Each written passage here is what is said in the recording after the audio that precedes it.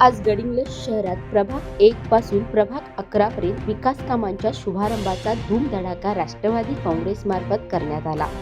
रस्ते, गटारी, बगीचे, सुशोभीकरण यासह अनेक विकास कामांचा सुमारे 6 कोटी रुपयांचा विकास कामाचा शुभारंभ मंत्री मुश्रीफ यांच्या शुभ हस्ते करण्यात आला. यावेळी शहरातील सर्व प्रमुख मंडळी तसेच नागरिक मोठ्या संख्येने उपस्थित होते. अखेरीस संकल्प नगर येथे सभा पार पडली. यावेळी विविध मान्यवरांनी आपापली मनोगते व्यक्त केली.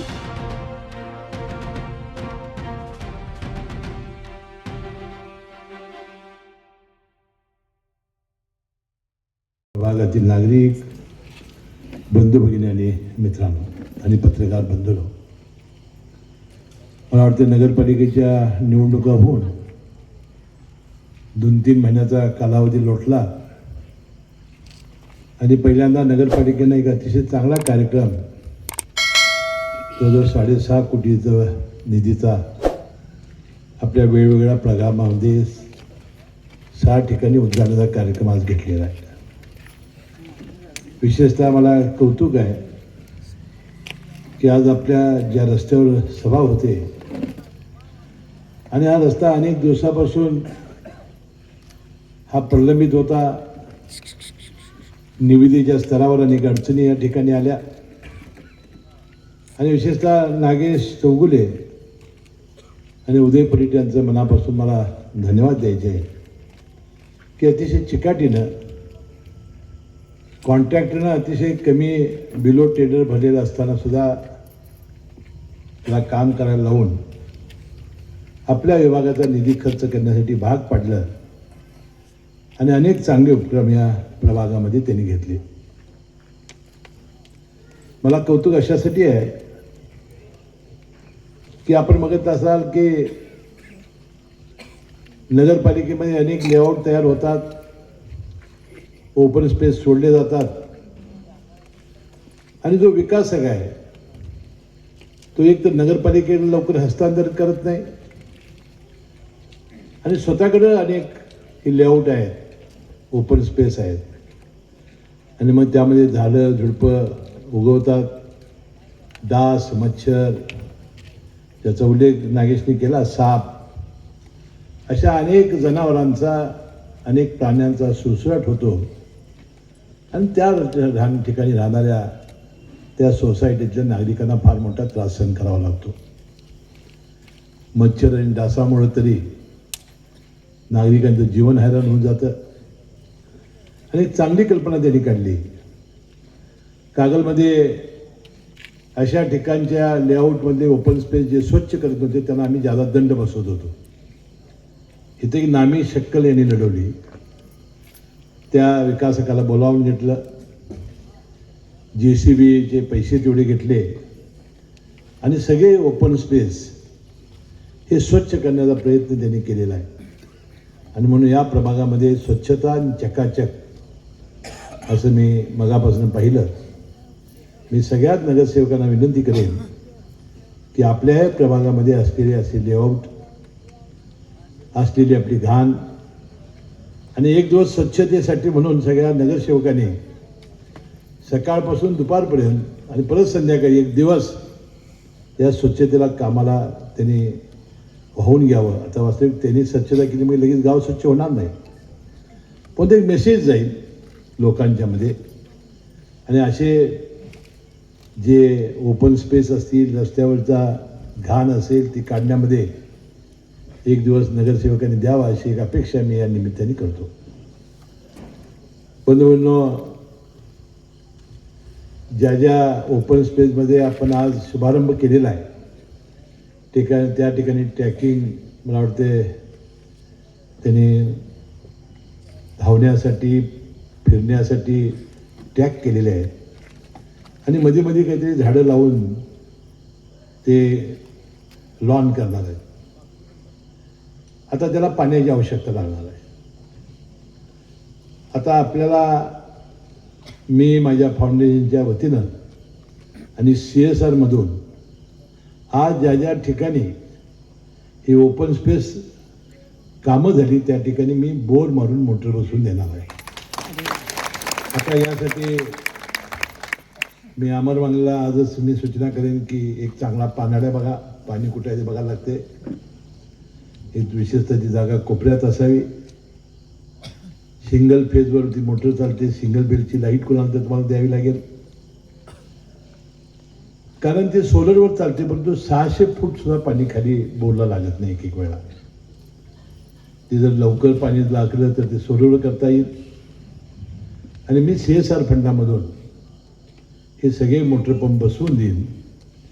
आणि त्या विभागामध्ये जे गार्डन करणार आहात त्यासाठी आपल्याला पाणी उपयोगाला येईल. छोटीशी टाकी बसून चांगलं पाणी लागलं तर आपल्याला पिण्याला उपयोगाला येईल आणि एक चांगला उपयोग. आणि म्हणून उद्यापासून या कामाला सुरुवात करावी आणि येणाऱ्या 15 दिवसात सगळे बोर मारून टाकावेत, अशा प्रकारची अपेक्षा मी या निमित्ताने करतो. आता अनेक वेळेला जेव्हा आपण असे ओपन स्पेस विकसित करतो तेव्हा त्या सोसायटीच्या नागरिकांची इच्छा असते की एक छोटंसं देवालय आम्हाला करा आणि आम्हाला भोवतीभोर जे म्हातारी ज्येष्ठ नागरिक आहेत त्यांना बाकडी बसवायला द्या. आता बाकडीसाठी कमी पैसा देणार नाही, तो नगरपालिकेनंच घालायचा आहे. देवालयासाठी मात्र निधी मी देईन, मूर्ती तुम्ही सगळ्या सोसायटीवाल्यांनी द्यायची. अशा प्रकारचे आपण देवालय हे विकसित केलेले आहेत. आणि म्हणून आपल्या सोसायटीची बैठक घेऊन कोणतं मंदिर असावं हे तुम्ही ठरवायचं आहे.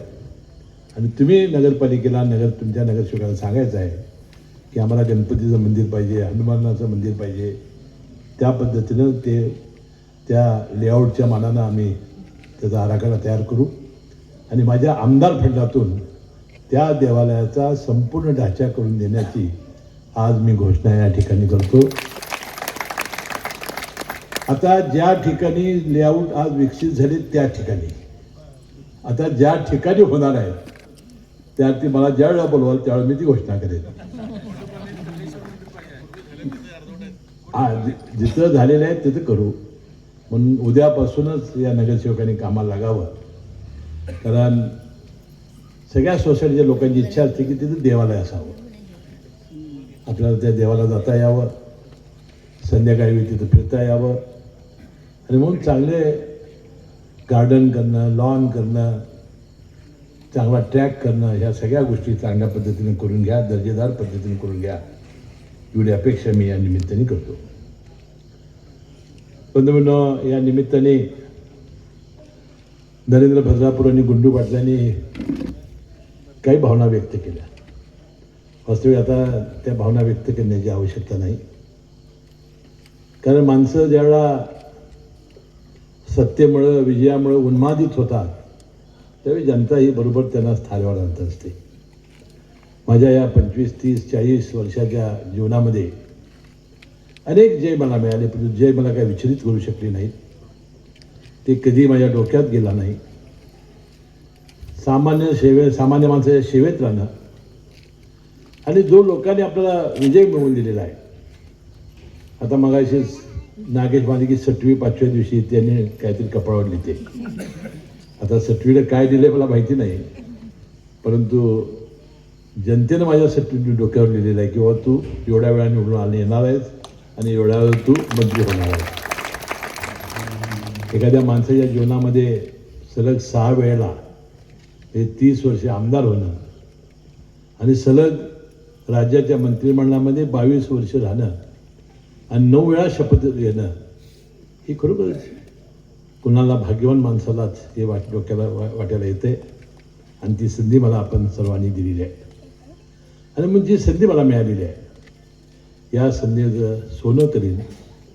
आणि या माध्यमातून मी तुम्हाला आश्वासन देईन की या नगरपालिकेच्या निवडणुकीच्या माध्यमातून जे आम्ही आश्वासनं दिली, जे स्वप्न तुम्हाला दाखवली, आणि त्यामध्ये मला आजही आठवतं आहे की मी स्मशानभूमीचा त्यावेळा उल्लेख करत होतो. आपल्या वडरगे रस्त्यावर असलेल्या स्टेडियमचा. आजच मी महेश तलबदपेठ माझ्या गाडीत होते, तर मी सांगितलं आपण कामं वाटून घेतली पाहिजेत. सगळ्याच गोष्टी मी कागलमध्ये, कोल्हापूरमध्ये बसून करेन किंवा एक दिवस मी आठवड्यातून किंवा 15 आलो की ते होईल, हे होणार नाही. यासाठी कोणतरी वाहून घेतलं पाहिजे. आता ती झाडं सागवानची त्या स्टेडियमची तोडायची आहेत, त्यासाठी आपण प्रयत्न केले पाहिजेत. 269 वर झाडं एका वेळेला तोडता येत नाही असा एक फॉरेस्टचा नियम आहे. अशी 271 2-3 वेळा ती झाडं तोडावी लागतील.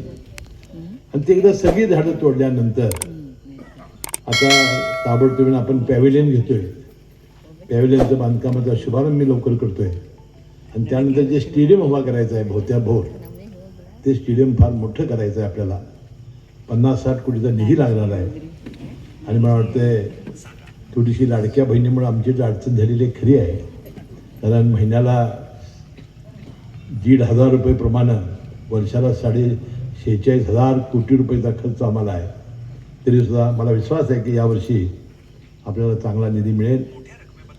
एकनाथ शिंदे साहेब नगरविकास विभागाचे मंत्री आहेत, राज्याचे उपमुख्यमंत्री आहेत. त्यांनासुद्धा मी अनेक वेळा भेटलेलो आहे. आपल्या गावातील रिंग रोडचा प्रश्न एक फार महत्त्वाचा आहे. आपला DP प्लॅन हा अंतिम टप्प्यात आलेला आहे. त्यानंतर आझाद रोडचं अशा 2 बैठका या लवकरात लवकर रिंग रोडचा प्रश्न मिटवणं, स्टेडियम पूर्ण करणं. आणि मला मगाशी जगदीश पाटील सांगत होते की गटर्स हे अपुरे आहे. आता एक 2-3 वर्षांनी आम्ही हातामध्ये अंडरग्राऊंड जे ड्रेनेजचं काम घेतलेलं आहे, ते जवळजवळ 200 कोटीचं आहे. ते पूर्ण झालं तर गडिंग्लजमध्ये तुम्हाला गटरच काढायला लागणार नाही. माझं मत आहे ते सुद्धा काम आम्ही हातामध्ये घेतलेलं आहे. त्यासाठी सुद्धा नगराध्यक्ष साहेब कोणतरी नगरसेवक 2 ठेवा, स्टेडियमच्या मागं 2 ठेवा. गावात जी आश्वासन दिले आहेत, मग ते घरकुलाचं आश्वासन दिलेलं आहे आपण, 3,000 गरीब लोकांना घरं द्यायचं आश्वासन आपण दिलेलं आहे. ती जागा आरक्षण आपण ठेवलेलं आहे. ती जागा आरक्षित मिळवणं, त्यासाठी घरासाठी योजना आणणं, ज्या झोपडपट्ट्या या शहरात आहेत त्या नियमित करणं, असे प्रमुख जे आहेत हे प्रमुख 7-8 अजेंड्याचे विषय आपल्याला संपवले पाहिजेत. आणि हे छोटे मोठे विषय आहेत. मी मगाशी सांगितलं, आपापल्या भागातील स्वच्छता, आपापल्या भागातील रस्ते, आपापल्या भागातले तोपर्यंत ड्रेनेज होईल तोपर्यंत गटर्स, या सगळ्या सुविधा करण्यासाठी वाटते नगरसेवकांनी कामाला लागावं. आणि वाली साहेबांनी जाता जाता सल्ला दिला नगरसेवकांना की चांगलं काम करा, एकोपा ठेवा, गटाची पक्षाची बदनामी होता नाही अशा पद्धतीचं काम करा. शेवटी जनता ही बघत असते, जनता पाहत असते, जनतेला सगळं समजतंय. पण तू योग्य वेळ आली की ते बरोबर बटन दाबते, तोपर्यंत ते दाबत नाही. आणि म्हणून आपण सगळ्यांनी चांगलं काम करूया, लोकांचा विश्वास सार्थ ठरवूया, एवढी अपेक्षा मी या निमित्ताने करणार आहे. आता मी घोषणा जी केली बोरची आणि मोटर पंपाची,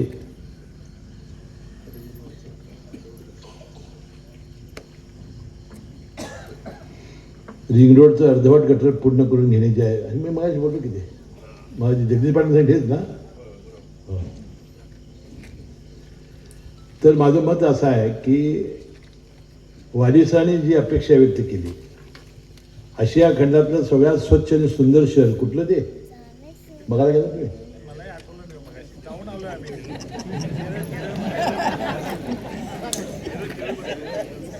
ठीक आहे. आपल्या देशामध्ये इंदोर शहर जे आहे ते स्वच्छ आणि सुंदर म्हणून जाहीर झालेलं आहे. आता मी 2-3 दिवसामध्ये शनिवारी आमच्या सगळ्या कागल आणि गडिंग्लजच्या नगरपालिकेच्या नगरसेवकांना बारामतीला पाठवणार आहे. आपले नेते राज्याचे उपमुख्यमंत्री अजितदादा पवार यांचं विमान अपघातामध्ये निधन झालं आणि सगळ्या नगरपालिकेच्या राज्यातले लोक भेटले, परंतु कागल आणि गडिंग्लजचे भेटले नव्हते. कारण ते मला सांगत होते की पुण्यामध्ये वेळोवेळी येतील, एवढे सगळे लोक यायला तुला त्रास होईल, परंतु ती काही संधी आम्हाला परमेश्वराने दिली नाही. आता ज्या उपमुख्यमंत्री आहेत सुनेत्रा पवार वहिनी, की ज्याने डोंगरा एवढं दुःख 4थ्या दिवशी बाजूला सारून आमच्यासाठी आणि आमच्या विनंतीला मान देऊन त्याने उपमुख्यमंत्रीपदाची शपथ घेतली आणि परवा ते राष्ट्रीय अध्यक्ष झालेले आहेत. त्यांना भेटण्याची वेळ ते 7 तारखेला मिळणार आहे. 6 तारखेला रात्री यांनी जावं. 7 तारखेला त्यांना भेटल्यानंतर अजितदादांचा अंत्यविधी झाला. त्या ठिकाणी दर्शन घेतल्यानंतर माथा टेकून एखादं शहर कसं असू शकतं आणि एका शहरामध्ये एक माणूस पछाडून उठला विकासासाठी तर कसं काम उभं राहू शकतं, एक मूर्तिमंत उदाहरण या बारामती शहरामध्ये आहे. ते पाहून येण्याची संधी त्यांना मिळणार आहे. म्हणून वाली सर तुम्हाला विश्वास देतो की गडिंग्लज शहर त्या प्रकारचं करण्याचा प्रयत्न या विभागाचा लोकप्रतिनिधी करेल आणि या सगळ्या नगरसेवकांच्या मागं विकासासाठी मी हिमालयासारखं तर उभं राहीन, त्याला हंटर घेऊन सुद्धा उभा राहीन, थोडा विश्वास भी या निमित्ताने देतो. मंजिलें उन्हीं को मिलती है जिनके सपनों में जान होती है, पंखों से कुछ नहीं होता, हौसलों में उड़ान होती है. वाटतं ह्याच भावना नगरसेवक आमचे ठेवतील. जिंदगी ने मुझे यही दिखाया है, मेहनत करो रुको मत, और हालात कैसी भी हो किसी के आगे झुको मत. या पद्धतीने भविष्यात ते काम करतील. इंसान की कभी हिम्मत नहीं हारनी चाहिए, क्योंकि पहाड़ों से निकली हुई नदी ने आज तक रास्ते से किसी को नहीं पूछा समंदर कहाँ है. आणि म्हणून अशाच प्रकारचं काम आम्ही सगळी मिळून करू असं वाली सरांना शब्द देतो. आणि आम्ही जो जनतेला शब्द दिलेला आहे तो पूर्ण करण्यासाठी आम्ही क्षणाक्षणाचा चांगला उपयोग करू. आणि या नगरीचे नगरसेवक हे अतिशय आदर्श नगरसेवक आहेत. या नगरपालिकेचा कारभार अतिशय आदर्श आहे. अशा प्रकारचा विश्वास पुढच्या 5 वर्षानंतर देतील आणि पुन्हा संधी देतील एवढा विश्वास मी या निमित्ताने व्यक्त करतो आणि आपली सर्वांची रजा घेतो. जय जय महाराष्ट्र.